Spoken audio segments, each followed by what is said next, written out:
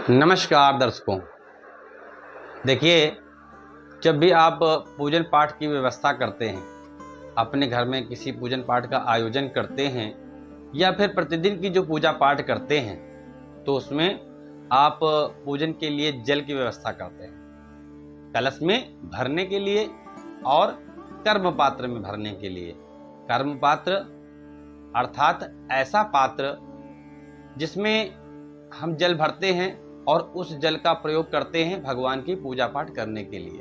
आपने देखा होगा कि पंडित जी व्यवस्था करते हैं एक कलश की और एक ऐसे पात्र की जिसमें जल भरते हैं और उसी से यजमान को आचमन करवाते हैं, पूजन पाठ के लिए भगवान पर जल छोड़वाते हैं, नैवेद्य करवाते हैं, नैवेद्य चढ़वाते हैं और उसके बाद जो है आचमन करवाते हैं।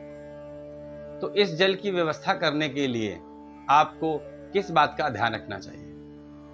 कई लोग इस जल की व्यवस्था करते हैं, इस जल को बनाने के लिए पहले गंगा जल डालते हैं और फिर जल डालते हैं, किंतु कई लोग पहले जल डालते हैं और उसके बाद गंगा जल डालते हैं। दोनों में सही तरीका क्या है, आइए समझते हैं एक लॉजिक द्वारा।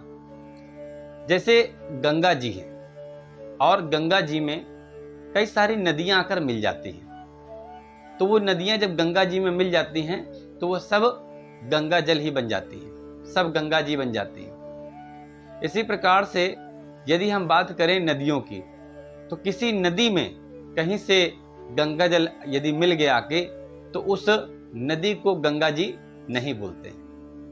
उसी प्रकार से जब हम पूजा पाठ का जल तैयार करते हैं तो पहले गंगा जल डालते हैं और उसके बाद शुद्ध जल को डालते हैं। तो ऐसा करने पर वह जल पूरी तरीके से गंगा जल बन जाता है। किंतु यदि आपने पहले जल डाला और इसके बाद गंगा जल डाला तो वो पूर्ण रूप से गंगा जल नहीं कहलाता है। इसलिए ध्यान रखें, जब भी आप पूजन पाठ के लिए जल को तैयार करें तो ऐसी अवस्था में पहले गंगा जल डालें और तत्पश्चात शुद्ध जल डालें।